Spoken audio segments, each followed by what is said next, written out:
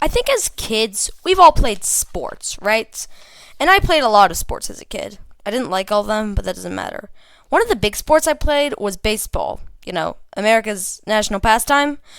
I first started playing baseball in first grade for a team named after the Oakland Athletics, a professional baseball team. It was actually pretty fun playing there, and I learned a lot about the game.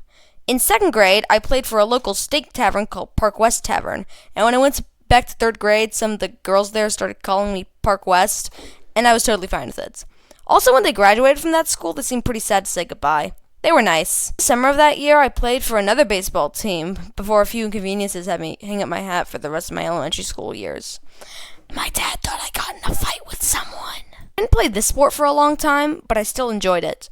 One summer, my family signed me up for a week-long fencing camp.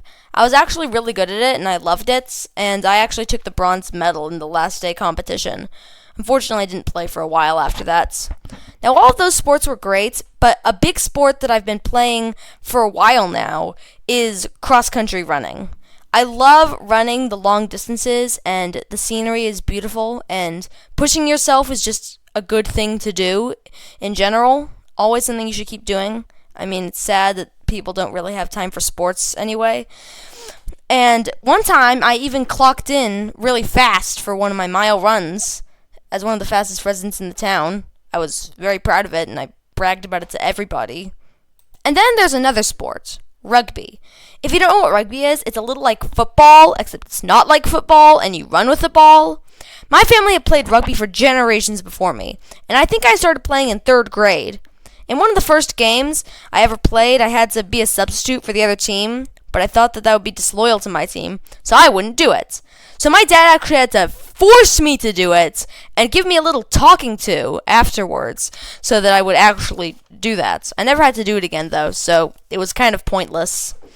And then there's always something annoying when you play sports, like getting past in the home stretch with running, or getting put in right field with baseball, like I always did.